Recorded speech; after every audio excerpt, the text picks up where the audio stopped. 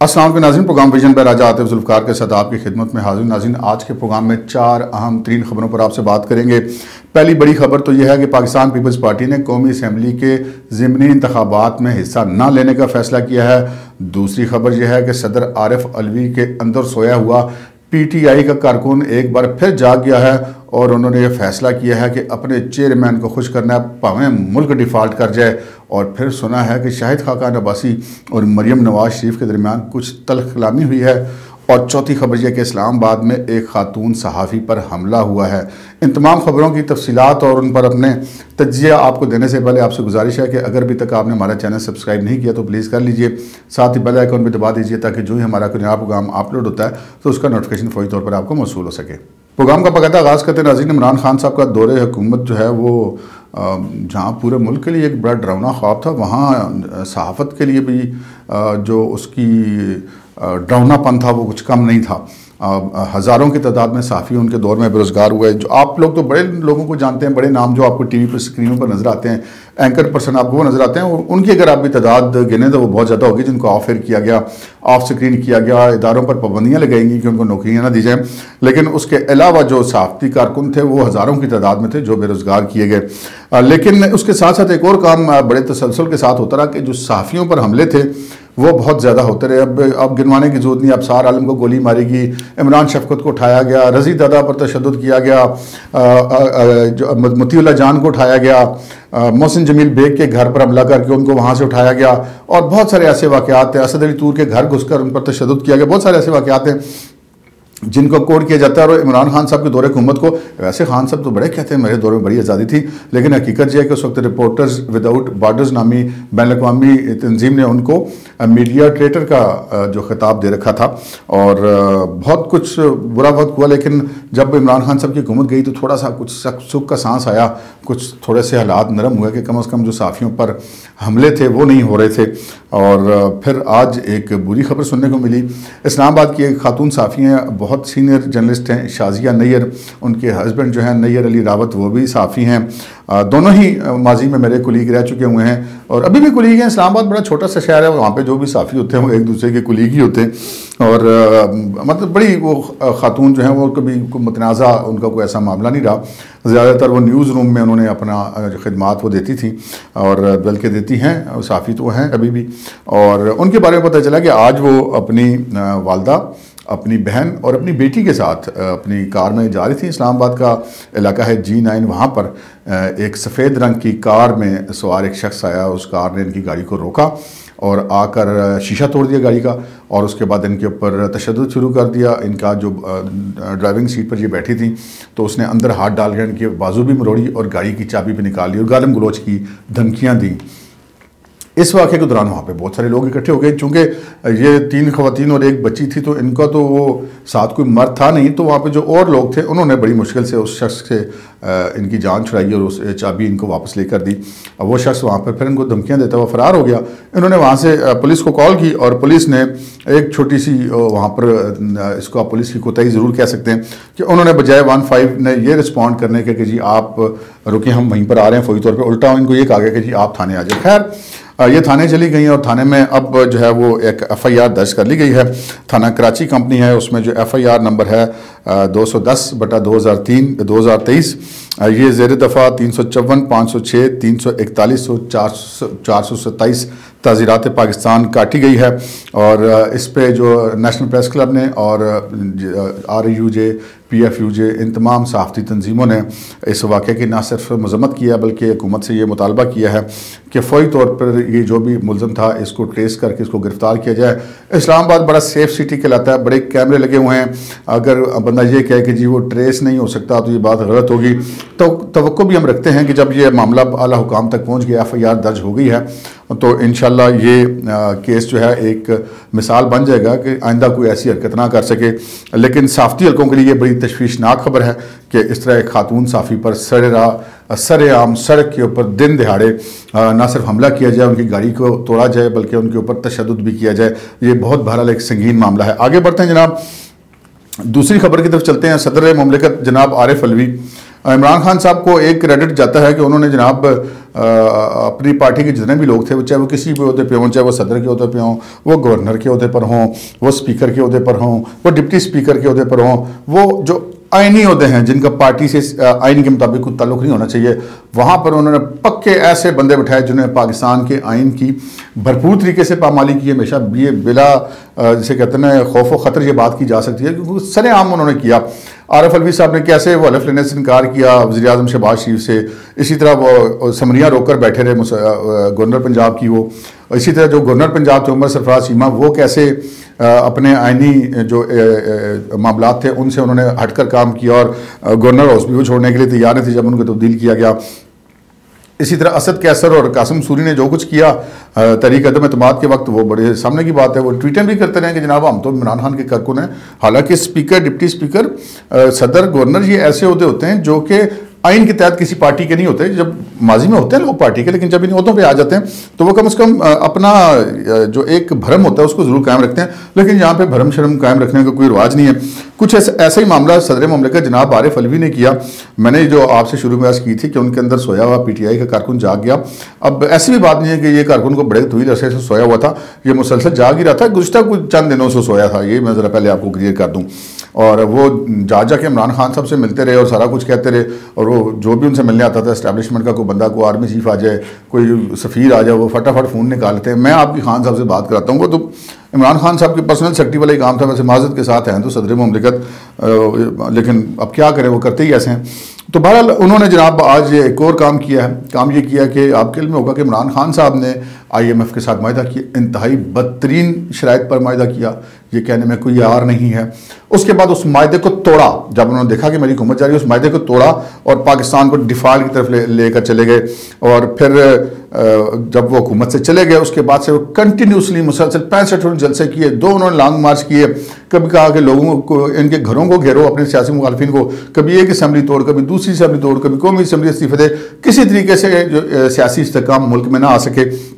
और मुसलसल वो अपनी तकरीरों में एक ही बात करते हैं, ये मुल्क श्रीलंका बनने वाला है, ये डिफ़ॉल्ट कर जाएगा, डिफ़ॉल्ट कर जाएगा। बड़ी ख्वाहिश है जी माजरत के साथ इमरान खान को, खान साहब की, कि ये मुल्क डिफ़ॉल्ट कर जाए। उनका क्या है, वो तो जनाब वो कहते हैं ना, वो परना उठा के अपने कंधे पे रखेंगे, झाड़ेंगे और चले जाएंगे अपने बच्चों के पास इंग्लैंड में। उनका क्या जाता, पाकिस्तान डिफ़ॉल्ट कर जाता, भुगतेगा तो यहाँ पे पाकिस्तान।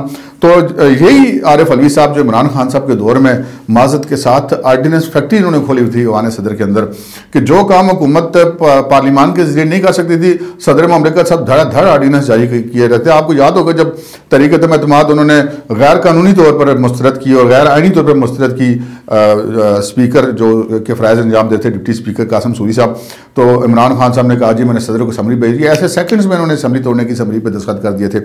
उस वक्त इनको कोई इतराज़ नहीं था। आज अपने जो पार्टी के चेयरमैन हैं उनकी तरफ से उनकी जो ख्वाहिश है कि पाकिस्तान डिफ़ॉल्ट कर जाए, उस ख्वाहिश को पूरा करने के लिए आज उन्होंने एक अजीब हरकत की।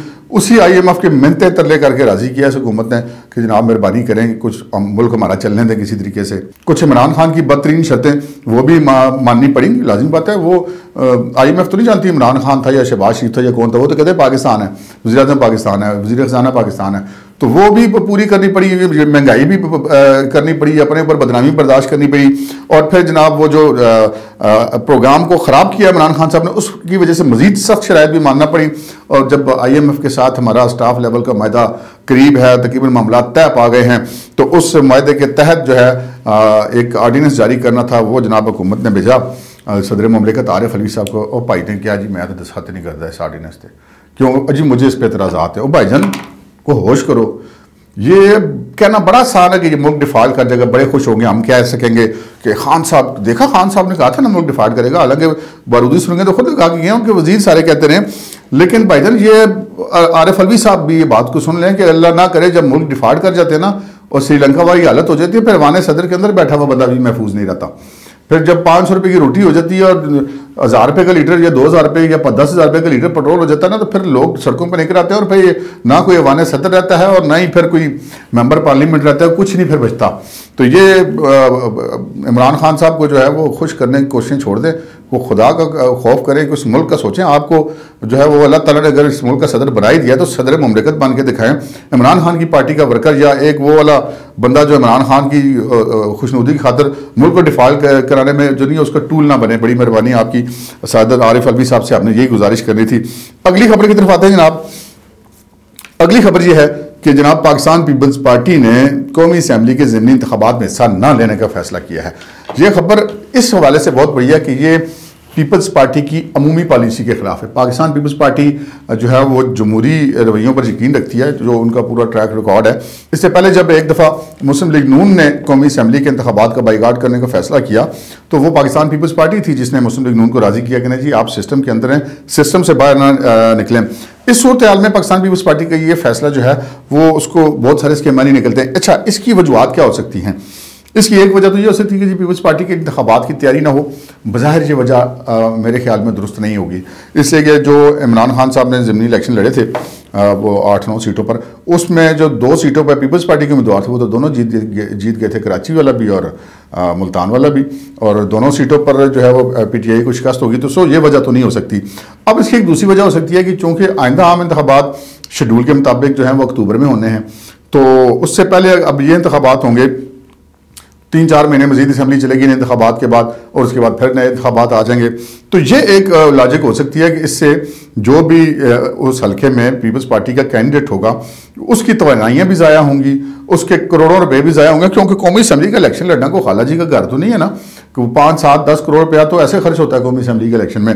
तो एक बंदा जो उम्मीदवार है बेचारा वो पहले 7-8 करोड़ 10 करोड़ खर्च करके असम्बली का उम्मीदवार बने, और इलेक्शन अगर वो जीत भी जाता है, मेंबर बन भी जाता है, तो 3-4 महीने बाद फिर वो फारिग हो जाए, 3-4 महीने बाद फिर वो उतनी करोड़ों रुपए खर्च करे। तो ये एक वजह हो सकती है कि पीपल्स पार्टी जो है वो उसका ज़िमनी इलेक्शन ना लड़े। दूसरी वजह ये हो सकती है कि चूंकि मुस्लिम लीग नून ने भी ये फैसला किया हुआ है और PDM ने भी ये फैसला किया हुआ है कि जी हम ये ज़िमनी इलेक्शन में हिस्सा नहीं लेंगे, क्योंकि इमरान खान साहब ने तो वैसे शुगल ही बनाया हुआ है, तो उस शुगल को हमने आगे नहीं बढ़ाना। इमरान खान साहब को भी हज़ारे का नुकसान करते हैं, बार बार असम्बलियाँ तोड़ते हैं, फिर वो इलेक्शन लड़ के फिर असम्बली पहुँचते, फिर निकल जाते हैं, फिर आ जाते हैं, फिर चले जाते हैं।